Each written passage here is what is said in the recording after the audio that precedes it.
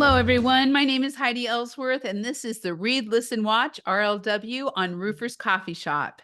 This is going to be a very, very interesting RLW today. We're going to be talking about data and how important it is to springboard your business with the smart data. And we have the panel who can give you the strategies. So we're very excited for this RLW today.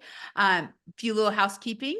First of all, this is being recorded and it will be available on demand within 24 hours. So be sure to share it, let your company know, let your friends know. This is the kind of information that can really help grow your business. So let's get started. The chat is open. As always, please let us know who you are, where you're from, and what kind of business you have. We'd love to have you ask questions, make comments, whatever you think throughout the entire RLW episode. So how about some introductions? First of all, I would like to welcome to today's RLW a return guest, Eugene Zukowski with Jobba. Eugene, welcome.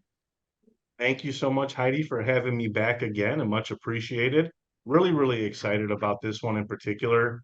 We all love data, and nobody more than me, so I appreciate that.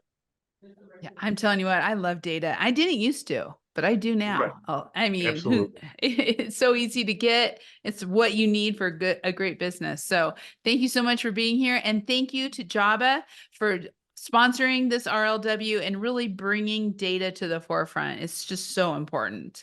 I would also like to welcome another returning guest, Michael Black with Sutter Roofing. Hello, Michael. Hello, thank you very much for having me on today. I'm pretty excited about this topic as data runs my daily, everything I do daily is based off data. So I'm excited to talk about that. I love it. Well, why don't you go ahead and introduce yourself and tell us a little bit about Sutter Roofing? Okay, my name is Michael Black. I am the Director of Service and Maintenance for Sutter Roofing. Sutter Roofing is a fifth generation roofing contractor, been around since 1902. We service primarily the Florida region, and we have our original office from 1902 is from Clarksburg, West Virginia. We specialize in all kinds of specialty roofing. I run the service division, so I take care of the service and maintenance contracts throughout the state of Florida. That is great. Thank you again for being here. And I am so excited to welcome Alex Pegnato. Alex, thank you so much for being here today. Please introduce yourself and tell us a little bit about your company. Yes, thank you for having me. My name's Alex Pegnato. I'm the president and CEO, I wish, but COO at Pegnato Roof Intelligence Network. We are a roof asset management platform. That's kind of a mouthful, but pretty much our digital platform is built around data, and we're really trying to revolutionize the roofing industry by utilizing data to help clients really manage their portfolios and manage their spend. So I'm excited for today's topic. So yeah, this is the perfect panel, I'm telling you. So let's get started. A reminder again, the chat is open. So please let us know who you are, questions, thoughts, all the way through this webinar. Okay, let's start out. And I love this question because I think the hardest part of anything is knowing the right questions to ask. So what questions should contractors be asking themselves when it comes around data? And Michael, I would love to start with you. What's your thoughts on the questions that are important to ask? Well, the question, what keeps you up at night? Obviously, there's several things being a roofing contractor, weather and all that. But my main thing is the customer satisfaction. Did we do what we say we were going to do? Did we deliver to the client what we were supposed to deliver? What was the feedback? Did my team perform as they should? That's really my main focus is how we deliver and how we present ourselves to the client. Did we do what we say we're going to do? Asking that question, what keeps you up at night? And then as you're kind of looking through that, there's a lot of other questions. Alex, what are some of the questions that you really think contractors should be asking? sorry, I wasn't ready. I feel like from our end, like what we see, and we come into our office in the morning and we kind of look at where there's a life cycle of a call from accepting the order to scheduling it to completing it. So kind of where is our pain point? Where are we most heavy, where we need to get information from our contractors on, are they accepting the order? Have they scheduled it? Did they do it? So I think, what we look for is biggest is timely communication. And that's kind of like what, our focus would be. Yeah. No, I think that's perfect. I mean, when you're really late that first thing in the morning, what do you need to know? How do you keep the business going straight? What's happening? And okay, Eugene, what are some of the red flags for you when it comes to, when contractors should be saying, what are my red flags? What is really making me nervous? Kind of exactly long thing. Talk about those questions. Yeah, when I'm looking at this and looking at like Michael's thing, for example, here, a red flag to me, obviously in Michael's example would be who's not performing, what customers are unsatisfied. How do I point that out quickly and see that information? I mean, just looking at it, you really kind of want to look at a red flag is what's what's abnormal compared to what you're expecting. What pieces of information do I need to know right away in order to be able to ask more questions? To me, data is about what questions should I be asking? And those red flags to me are everyone's a little bit different, but in Michael's example, it's customer service who's unhappy. How do I know that quickly? Alex's is, are we responding to people in the right time? How do I know that right away? So I think everybody's red flags might be a little bit different, but it's really about getting to those red flags and trying to figure out what questions you need to start asking yourself. Yeah. And, I think as a business owner, you're always thinking, how can I make this better for my employees, for my customers, for myself? So Eugene, talk a little bit, just data kind of does help that. It takes that unknown away, which makes a little bit of a comfort zone. Yeah, 100%. I mean, having your data, it's a comfort zone because, again, I mean, you've got big or small organizations, you would not believe the level of activity. Once you sat back and looked at it from, a faraway view, there's a ton of things going on, and it's really hard to spot something when you're looking at everything. So to me, I think the easiest way to get that is to be able to have something, a tool, some way to get that information and really start building out to me like KPIs or what information really matters to you, um, access to your data. Because again, it's really a lot. To me, data could be overwhelming because again, each small or big organization, there's tons of it being accumulated daily. It's being able to see that data and make sense of it because I like to use the phrase analysis paralysis. When you're Yeah. looking at so much data, you don't know what to do because everything looks like, oh, wow, well, how do I make sense of this? Yeah. So true. It's so true. So I think knowing that you need the data in order to answer, to kind of take care of some of these questions, but these questions help you know what data you want, what data you're looking for. And so then it comes to the question of how do you process that?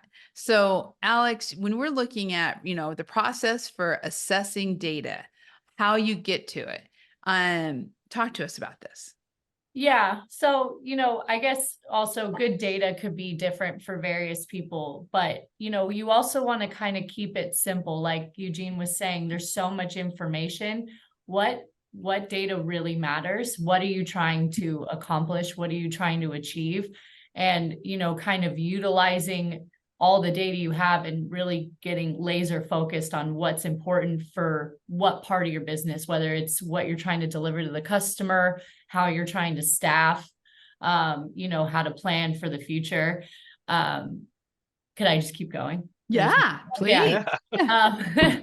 So, with regards to it being like accessible and usable, we both have various, like we as in like Jobba, FCS, and PRIN, we have these platforms and we have dashboards, so creating a user-friendly customer experience, but also user-friendly user experience, when you're working in it, like Michael Black's working in FCS, he's able to easily manipulate the data and present the data that fits what they're trying to do.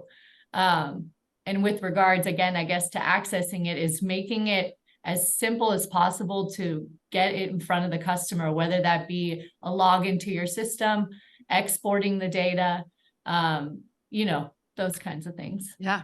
Well, And to go along with that, data has become a mindset, a changed mindset for contractors. Data is more important than the roof repair right now. To most contractors, they need the data first, and they're worried about whether you fixed the roof or what you did second and third. Nowadays, it's with all the apps that I use and everything else, data is the number one importance. I try to kind of say to my guys, you know, we sell data, then we roof, because without everybody's looking for that data right away. So you got to change your mindset from the old school where you're going to go out, do the roofing work, and then send the data. Now you got to make sure that data is available as soon as you're done or even before you're done, so everybody stays in constant contact. So to us, it's a mind change that data is number one for us.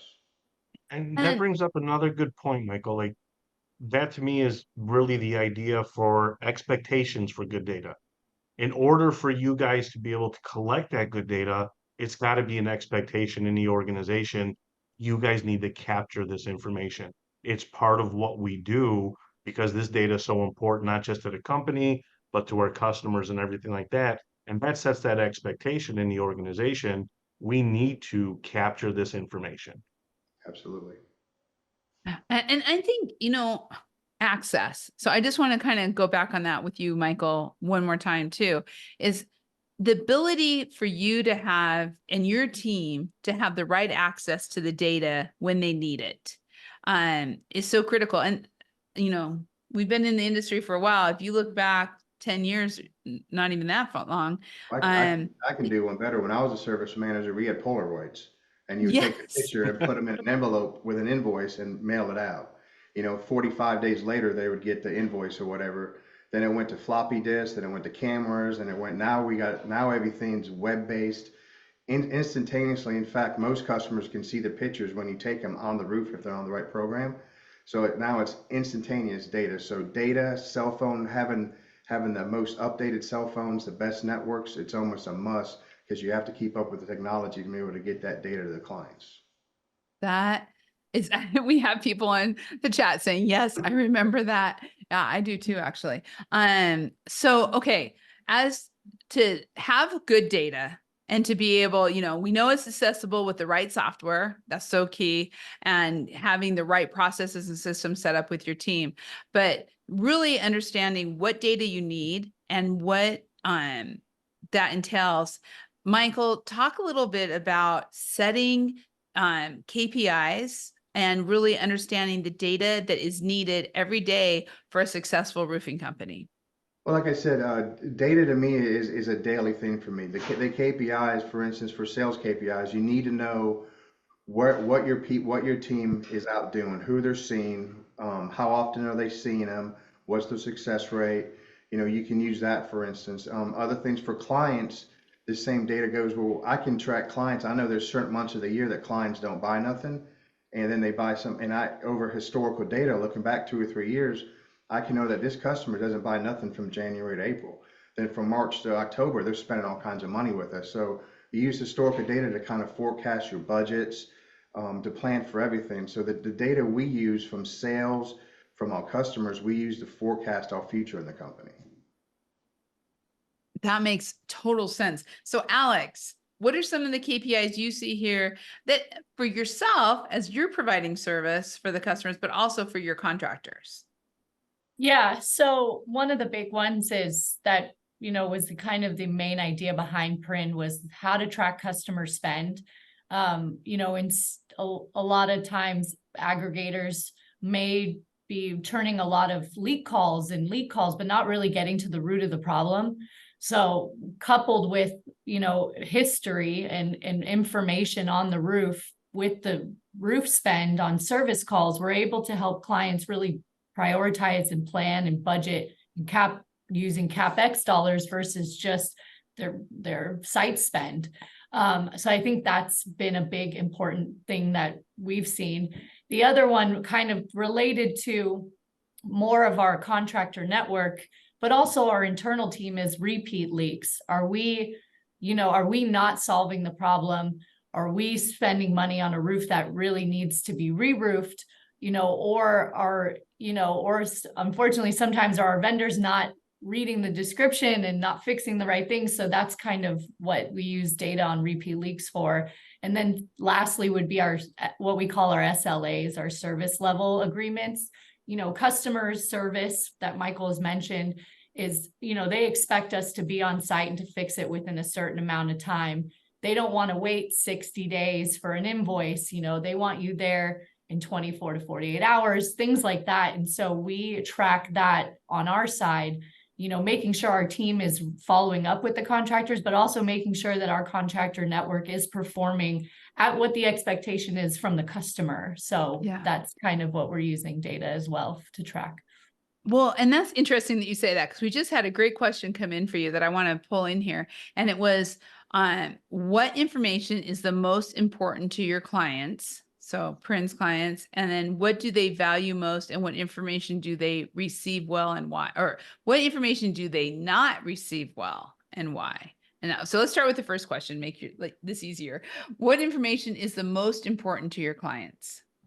I think what we've seen and what we do is, so we have a dashboard. It shows kind of what your average cost per leak call is. And I think that's pretty important, especially when they have a national or regional portfolio spread across. Are they receiving the right pricing? Are they, the same quality of work? So I feel like the cost per call is important, but also the total spend on the site is important. Coupled with, do we have inspection information? So I think it's mostly around the spend per site is what I've seen is most important for the customer, because they might have somebody yelling at them saying it's leaking, but they're spending more money on this roof that no one's screaming, but it's just kind of getting reported. So that's, I think, what's most important. And then what's the second one? So, what do they value? What do the clients value most? And what information do they not receive well, and why? I would kind of get back to the repeat leak situation. It's kind of difficult, even sometimes when you present them with, here's what you need. And they're like, well, we want a service call, go do a service call. And then they keep coming back saying, well, why does it keep leaking? So that's kind of been the tough conversations to have, is you're going to have to spend more money. You're going to have to invest in this. So that's kind of been the pain point, is kind of getting them on board but showing them the data. Like, look, we're just doing leak calls and we've already spent 15 grand. This could be like a 30-year roof if you replace it. So that's kind of been the tough one to get them to kind of go, okay, let's move forward. So yeah, to make the correction. Mhm. Eugene, you're nodding. KPIs, and kind of what do the customers care about most that you're seeing? Yeah, I mean, going back to this is I'm keep nodding my head because I'm looking at this, I hear this all day, and that's really it. I mean, the key KPIs that I'm seeing is like obviously it starts in the beginning from the phone call. What is my sales team doing? Who are they talking to? What does my pipeline look like for the next 6 months, year, 3 months? I mean, there's so much information there that can help management, in my eyes, really plan and help budget for the company. Labor, not only how much labor do I have, how much labor's being spent out the door, how much are we billing for? So it's that level of KPIs that I'm seeing people are really starting to get interested in. Like the materials is another one that's on this list. I think that's important. It's interesting if you kind of break it down and look at the data in a couple different ways. One is materials, obviously what's getting used in service calls, what kind of profits are we hitting? But if you look at your data another way, like what proposals are going out with the door with certain materials that are not being sold? You can actually kind of flip your data a little bit when you look at it. I'm not selling X product. I'm noticing my proposals that include X product are not selling. So if you take your data and kind of look at it and really kind of want to figure it out, those KPIs are so important. And just a couple of different ways to see that information is important to me. Yeah, it's true. And what you're saying leads us right into this, our next question, which is really about what you're talking about. It's not always as much about what is working, but it's also about what is not working. So continue on that topic. Yeah, and then this is also very important. A lot of people, I think, may look at data and expect an answer. When I looked at data, I'm actually looking for the right question.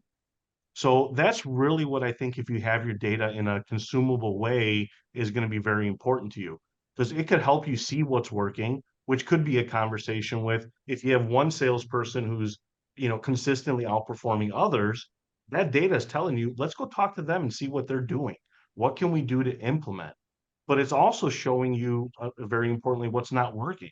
Are we losing on service T&M calls? But is it because we're not billing enough? Is it because we don't have the right, fuel surcharges? We're forgetting, that fuel went up or whatever the case is. I think looking at those analytics, good data is going to give you better ideas to what questions you need to be asking further. Yeah. Yeah. That's so good. Now, Jobba did a survey of Right. a data survey of, your customers. Tell us a little bit about that. And then we're going to actually show a little bit of that. Yeah, so what we did is we actually polled all of our customers to find out our client base, what did they know and what didn't they know about their own companies. And we really were trying to figure out where our customers were insight-wise with their data. I mean, some of the best practices, for example, maintenance contracts, everybody knows or everybody should be, I feel, really trying to do that maintenance programs to really help their customers and help their company. So we kind of was probing some questions like, how much do our customers really know about their businesses and what's going on? Yeah. That I ask myself that every single day. I don't care what business you're in. What am I doing? What are we not doing? But for all of you out there, we want to do something a little fun here. We're going to do a poll, and the poll is going to actually be the same questions that was asked. We're going to ask two questions that were the same as asked in the data, Jobba's data survey. So the first one is, do you know what customer relationships are at risk because of expiring maintenance contracts? So please, if everyone could, answer that question. And I can see people coming through right now. This maintenance contracts are so important, Eugene. I mean, really. Yeah, they're unbelievable to me as far as helping both, again, your customer, you're helping them extend the life of the roof they currently have, but you're also, from a company standpoint, you're helping yourself with obviously reoccurring revenue. You're becoming that vendor of choice because again, it's not who am I calling because I have a leak? It's no, you call Sutter, for example. It's just it builds that relationship and it helps the customer. It's a win-win for everybody. Yeah, I think it's so important. So we're going to go ahead and if anybody is going to answer, do it real quick because I'm going to go ahead and close this. And I just did. And we're going to share the results, which was about 63% said no. They do not know which customer relationships are at risk, and 38% said yes. So that is great. And then if you look at what the Jobba data survey said, it was very similar. Almost 60% said no in their survey, with just a little over 40% saying yes. Talk about this a little bit, Eugene. I mean, you would think you would know, and where's that data coming from? Yeah, I mean, this is one of those that to me, obviously, this is customer service. This is what service departments do. This is something you want to keep track of because all it takes is another somebody to come in and offer the same service to you and your customer susceptible. So to me, I was a little surprised that this wasn't closer to 80, 90% that we know what's going on with our Yeah. customers. Um, but yeah, so where this data is coming from is obviously inside the system. You need a platform that's going to help you track all this information. I mean, small or large, you have a lot of customers, a lot of things happening day to day. And like I said, your company's constantly producing data. And this is one of those that isn't exactly that shiny, bright object because it's not in your face. That's very easy to miss if you don't have that very easy access to your information. Yeah. I would Yeah. like to add something to Yes. this whole premise as well. So, what we've seen too is it's, again, it's one thing to have all this data, but if you're not kind of presenting it to your customer and sharing it with them on a monthly, quarterly, annual basis, they don't really get to see that added value.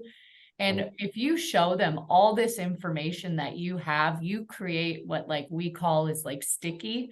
You know, they're stuck with you because that you have all this information, all this history. So, you know, it's important not only to have it and utilize it internally, but you want to make sure you're getting this in front of your customer so that they, you know, if they ultimately transition, you know, the company, you go find that guy and say, look at all this stuff I have. We've been doing this for years. You know, I got all the information you need. You don't need to go anywhere else. You know? Yeah, it's But so true. Yeah. So I mean, think about in just our daily lives. That's how it is. Oh, Yep. well, my bank, I have got everything set up. Everything's going good. I'm not going to change. Right. And so, you want to create that kind of stickiness. Well, and you know, it also comes about the same thing. And we're going to do one more question on this poll, but do you know how long it takes to go from work order creation to getting paid? I mean, talk about an important question. And for everyone out there, it is open. So please let us know. Do you know how long it takes to go from work order creation to getting paid? Michael, this seems like this would be one of the most important questions. Oh, it definitely is. Like I said, with using the data correctly, your answer, I won't say the answer, but the answer should be within 15 days. If you're using the data correctly, you should be able to service that client, get the invoice out, give them 10 to 15 days to get paid. That should be your average. Like I said, in roofing, it used to be when you were mailing out invoices, it's 30, 45 days. But getting that customer that information, and then the main part is get paid for what you do. You provide a good service and you want to get paid and move on to the next project. So it's very important to have the right data and to make sure you get the invoice out to that customer and they should turn around with your payment terms. You should be paid. I'm curious to see what the poll says, but I say if you got the right platform, you should be getting paid in 15 to 20 days. Yeah. Well, our audience agrees with you. We had 58% who said yes, they do know, but 42% do not know. So I'm so glad you're here on this webinar because that's an important data that we're going to hopefully be able to help you obtain. But yet looking at the Jobba survey, they said yes was actually 70% and no was 30%. So, but there's a lot more yeses than nos, but there's still a lot of room out there to work on work order creations. And Alex, this is a big deal. yeah, I'm like waiting to like speak, but I know. you know, there's a lot of times where contractors that don't have like a communicative advanced CRM system like Jobba FCS, you know, that will go out and service and they don't necessarily communicate that, but you know what, the site's taken care of, that's wonderful. But it becomes like pulling teeth where we're getting to 60 days before the contractor's sending us an invoice, then the customer doesn't pay for 60 days, you know? So there's like, this is such a pain point that we find that we have meetings with our contractors to say, look at the data, look at what you're responding in 3 days. That's awesome. But you're not billing for 30, 45 days. You know, you did it right away, bill it, you know, get paid for it. This one is like the big one for us. So. It is huge. It is huge. This is one of those stats that I'm a little astonished about because I mean, you can't borrow money free today. I mean, barely at all. And I kind of see people just have their money sitting out there, not collecting interest. They haven't even asked for it yet. And their money's just sitting out there. They're not trying to get it. And that's a little surprising to me, to say the least. Yeah. I mean, this is money that could be making things happen right now that just hasn't been collected. And I've seen this over the years, but now with data and with technology that we are seeing, it is so much easier to stay on top of that. So when you're looking at really using data to make informed decisions, Michael, talk about that. How every single day you're using data to make informed decisions for the business. How are you doing that? Absolutely. So data, you cannot, in this industry, we tend to be reactive. You wait to get your financial statement, you wait to get the job cost to find out, oh, there's a problem. If you're using the data correctly and daily, you can forecast, you can foresee that that job's going to go bad. You can foresee that you may lose a couple points. You can see if your salesman's not going to hit his mark. We use data every day, KPIs, and we look at all that on a daily basis, and we don't get surprised that much. You know, we can pretty much forecast if something's not happening or something's going to happen. And that helps the whole entire business. It helps the team. You then have a meeting. You can go over what's going on. You get everything back on track. You can forecast what's coming up to be good, and you can see what's coming up that may be bad for you. So using data daily is very important to keep a business going.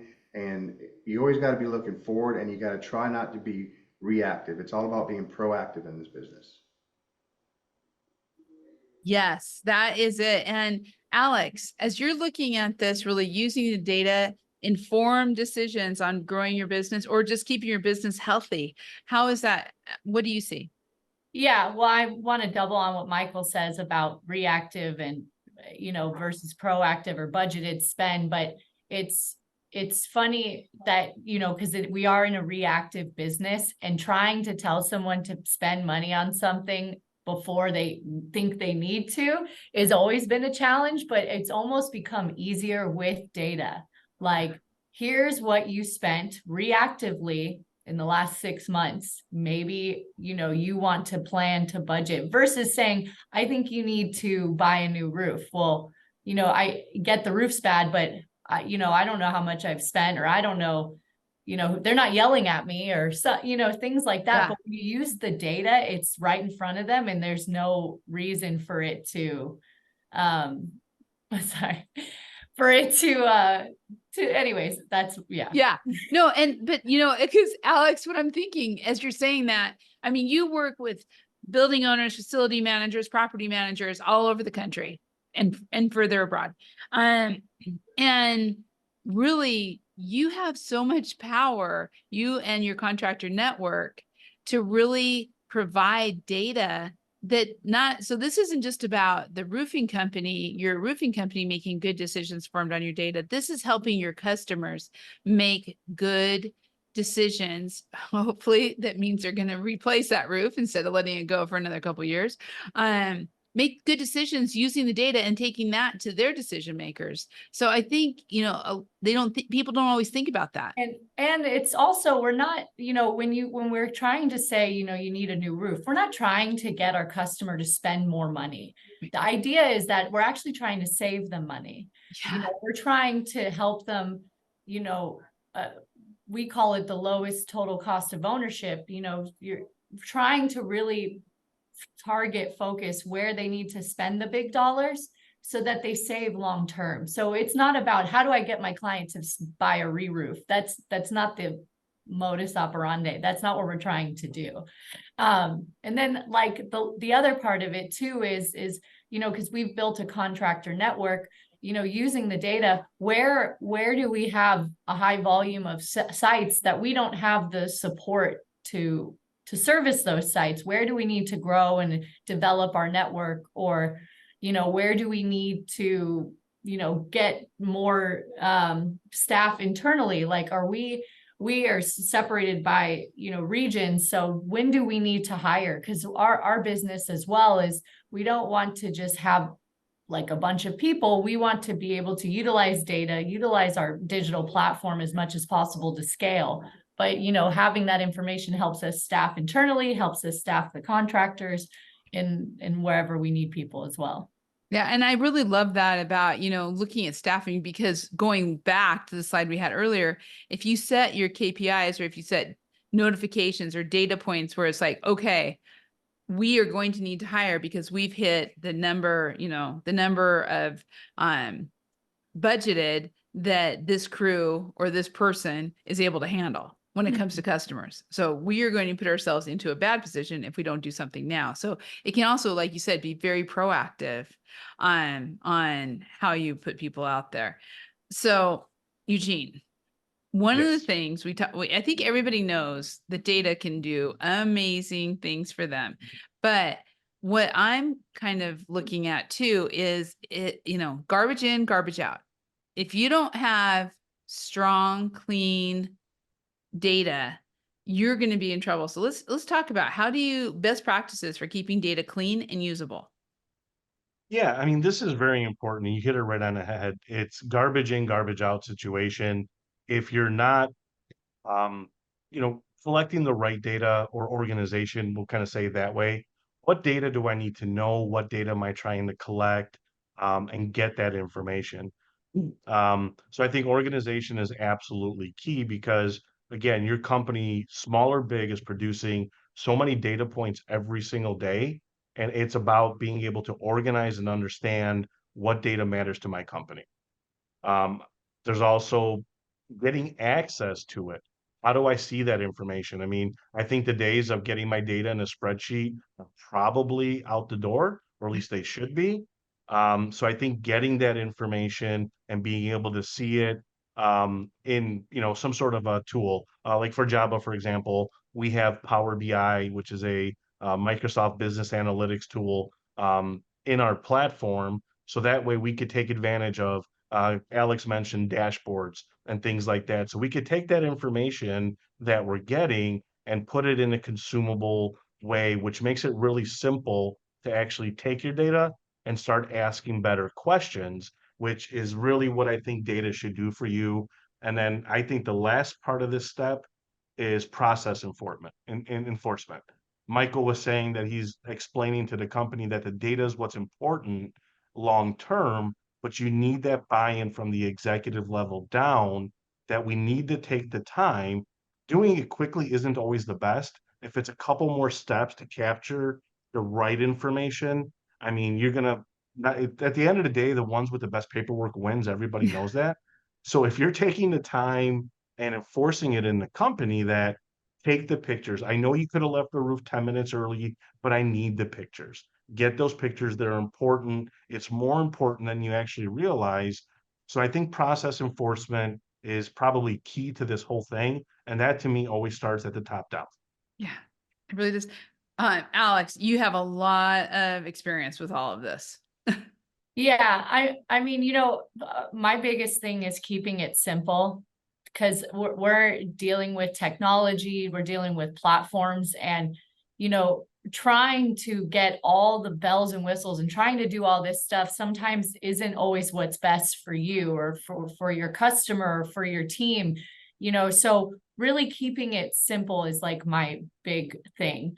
And we've talked a lot about KPIs, but you want to look at, okay, essentially what is my main goal and what are like 3 things that I can track using data that can get me to my goal. It doesn't have to be, I have to track every man's labor hours or every single material used, though you have that there. What 3 key things will drive your ultimate goal? So trying to make it digestible, simple for you to understand and to utilize as well. Yeah, that makes total sense. Michael, I just have to ask because I think this is so important. How do you, what are some of your best practices at Sutter for keeping your data clean and usable? Well, we developed a long time ago. We have SOPs from the bottom up. I'm going to start from the bottom up. From the guy in the field, he has an SOP to take the right pictures, the right amount of pictures, to get the data entered while he is on the roof. Then the data needs to be reviewed and sent to the customer right away. And then going up on the chain, we have SOPs to ensure that the data is correct and goes out fast. One thing I like to say about data is that no matter the CRMs and all the platforms that we use make it easy for a contractor, but what you have to realize is it's not what's easy for you, it's what your customer wants. You have to put in the extra work. It may be more difficult for you guys to take them extra pictures. It may be more difficult for somebody to enter this information, but you got to do what's easiest for your customer to get that information the fastest they can get it and not worry about what's easiest for you. As a contractor, you do the extra work to give that customer service. Yeah, that makes so much sense. And that may sometimes mean starting to collect different data or looking at different processes. Mm-hmm. Yeah, you got to kind of, like I said, this is where you're kind of reactive, is you got to, but you got to learn your customers, learn what they want. Each customer is not going to want the same data.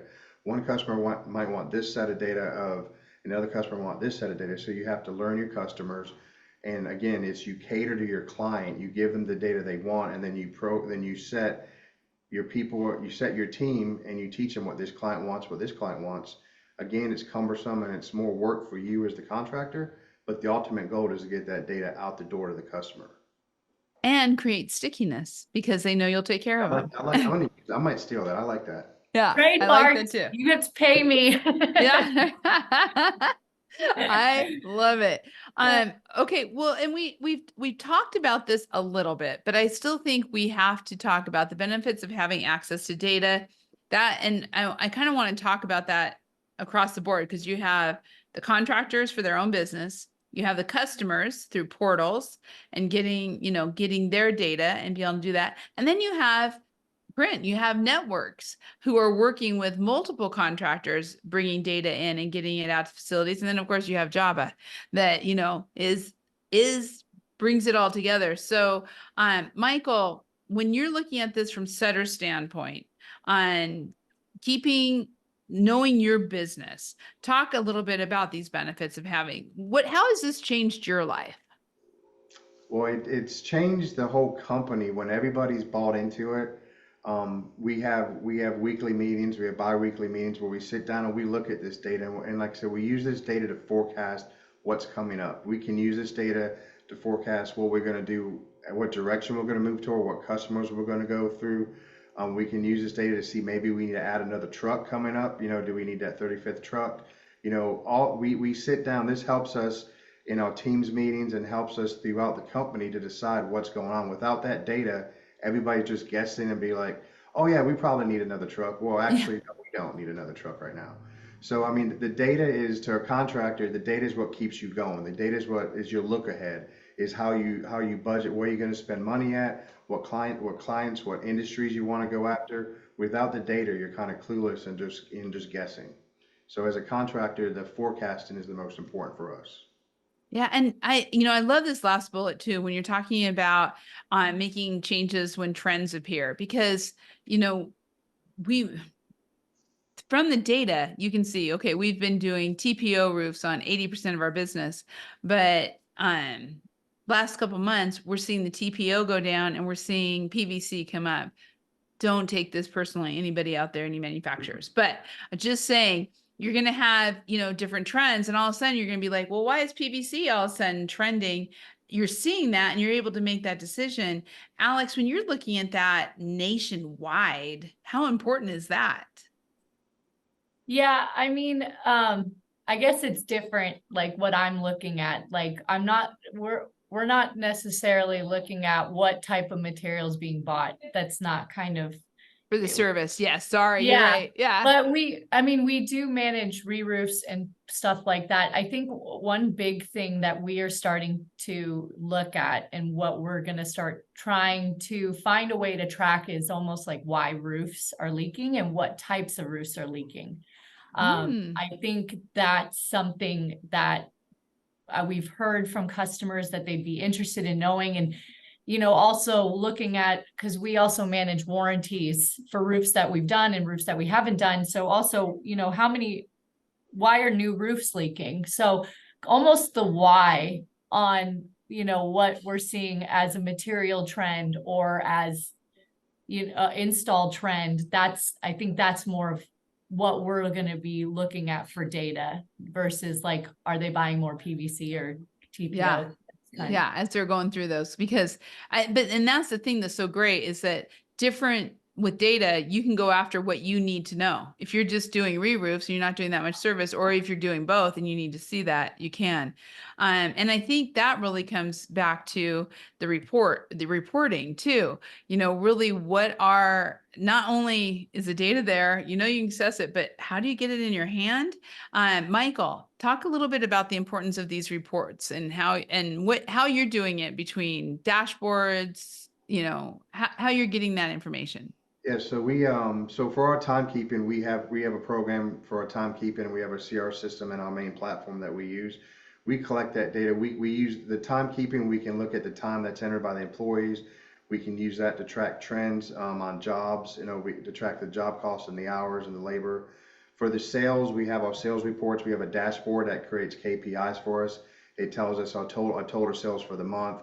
We have sales broken down by categories, by manufacturers, by product types, by regions of the state. You know, we break down all these categories so we can get as much information as we can about where we're selling, who we're selling, and what's buying what.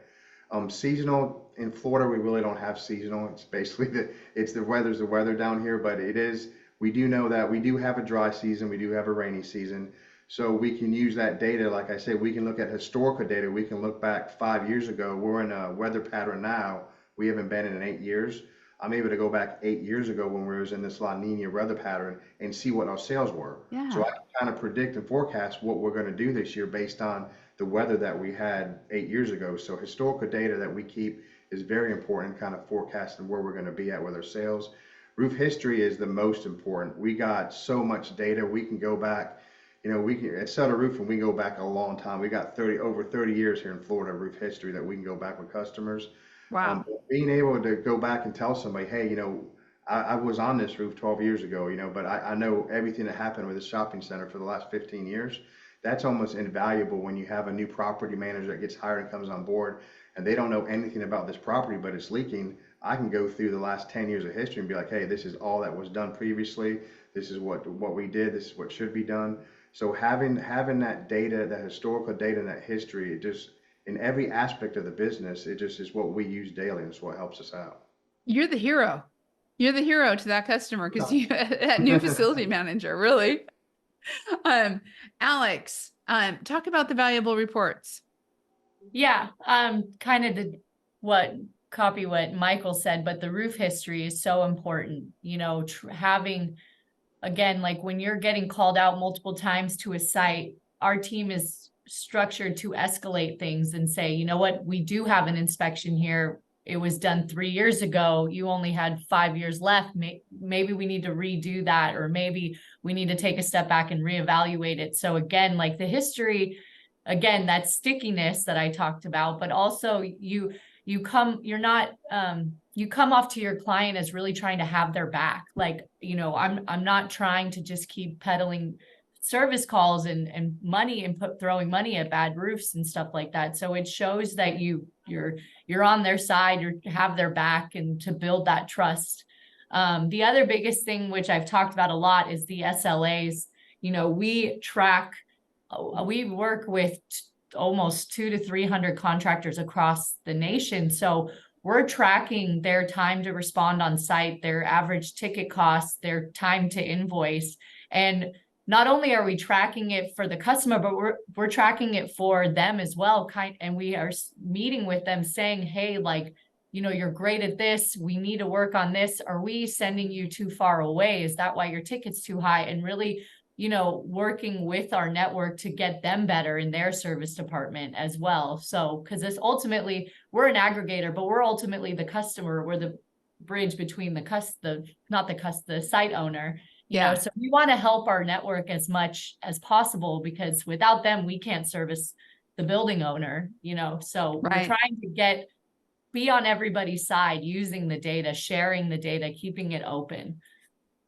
And Eugene, reporting, so important. I know we've covered it a lot, but any other thoughts on this? No, I mean, it's really, I mean, everything that I'm hearing is absolutely correct, but in my head, all I keep thinking of is the sheer volume of all of this information. I mean, you look at Michael, who said, you know, Sutter's got roof history going back 30 years.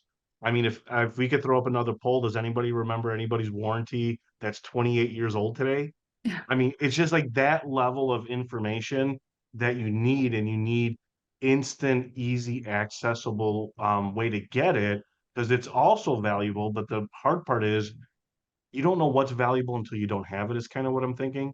And Yeah. again, it's that sheer volume of information that everybody's producing that we need access to, I think, is very important. Yeah. So true. So let's talk about that. And there we go. What platforms can help do that? Help with the reporting, understanding the data, putting everything together. Talk to us about this, Eugene. Yeah, I mean, there's a lot of platforms. I mean, Jobba, obviously, I'm here with Jobba. We have not only the ability to capture all of that information. So, your customer records, your warranty, your maintenance contracts, we have the ability from a platform to help you guys get that information. But I also think it's about making it easy for your team to get to. So no matter what platform you're using, I mean, Java, we chose Power BI as our business analytics tool. So we actually put your data in Power BI for you to be able to, develop reports and custom. And of course, all of our customers get some very good reports out of the box. But I think having access to it and being able to see it. So some sort of business analytics tool, be it Power BI or any of the other companies that are out there, dashboards, portals, not only for you, but your customers to be able to get the data that you want to share with them. I think that's all about what I'm hearing here. What Alex and Michael are saying is all of it's got to be consumable, and consumable could mean something different to the person consuming it. I don't know how else to say that. And you have to make it easy, either management, your foreman, or the customer or the tenant. I mean, somebody's going to consume that information, and be it a data report like, dashboards, or an inspection report that Michael was talking about, be able to have to produce that as well. So again, platforms that help you do that. I think business analytics tools will help you analyze your data points. And then, a platform to help you produce the documents that you need, invoices, inspection reports, service reports, and things like that. Yeah. I mean, really having that access, Alex, to kind of follow up with what Eugene said and kind of start wrapping that up, having the right tools, having the right software, how important is that?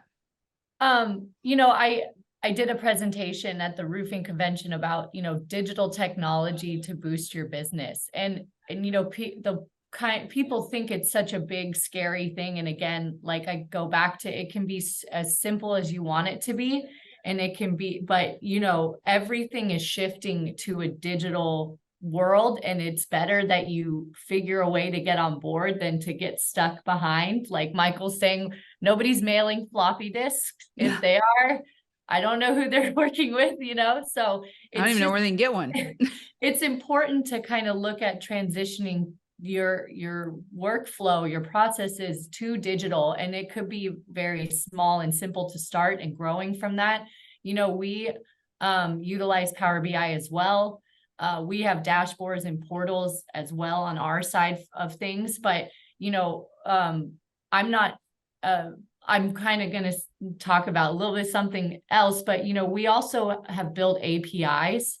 And so not only, there's a lot of times where customers can go into these portals, but sometimes they just want the information readily available in something that they're already using. Right. So I think the importance of digital and like the APIs of automated information sharing, makes a huge impact and a huge difference. And you're not going to have to, unfortunately, add all these people to handle all this data. You're letting the data talk with your platforms. So. And Yeah, that helps everybody, because we know how hard it is. Skilled labor, talent, that's tough. Michael, kind of wrapping us up on all of this, how, talk about the platform you use, and also just how important that's been to Sutter.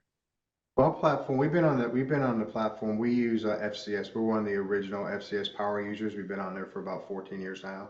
We're in the process of upgrading to a new, looking to upgrade a new platform, but that platform has been very successful for us and the way we connect with our customers. Like Alex says, in a push of a button, a customer can log into our portal. They can see how much money they spent on the roof, how many times we've been out there. They can see the pictures before we even send them the invoice. They get the pictures of what we actually did on that roof. So it's, again, it all goes back to getting the information to the client as quick as possible. Data comes first, your roofing comes second. That's just the way I'm trying to teach that through all my company, because data is the most important now, because people like Alex need data, because she has to give that. She's just the middleman. She has to give that data to her clients. So when you think about it, the data has to move fast. The faster we get it to her, she can get it to her clients, and it probably has to go to somebody above them.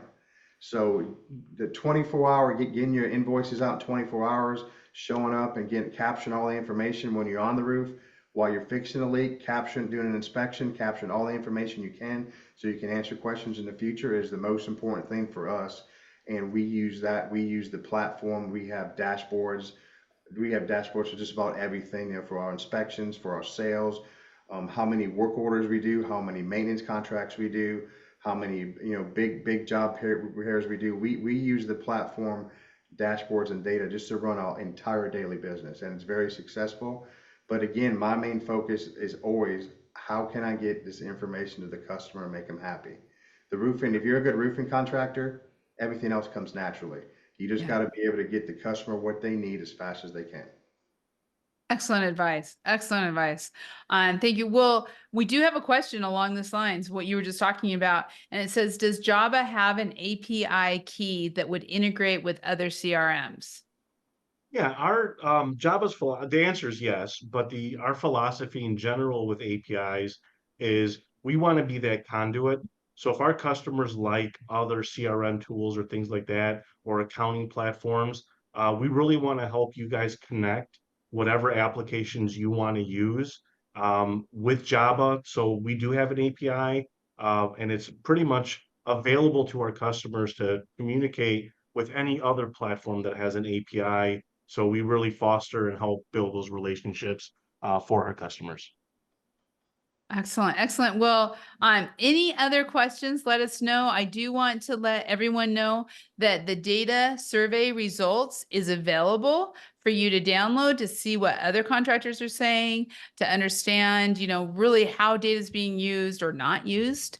So you can find that at jobba.com/roof-data-survey-results, or you can find it on Roofers Coffee Shop in the Jobba directory. So very easy for you all to get that information. I think that's a good thing to talk about and see where you land within this survey.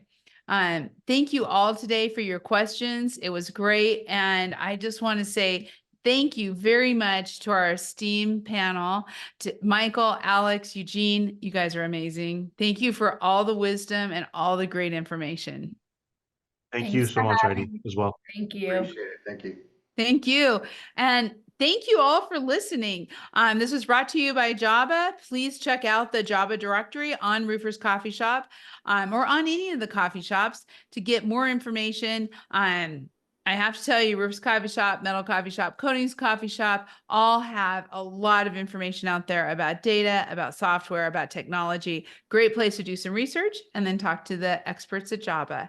Our next RLW will be in April, so watch for that. It's coming up the last week of the month. As always, we would love to have you all there. Thank you so much for a great day. Be sure to check this out on demand and share it out. Tomorrow, it's be available within 24 hours. Thank you so much and have a great day. Thanks, everyone. Bye. Thank you.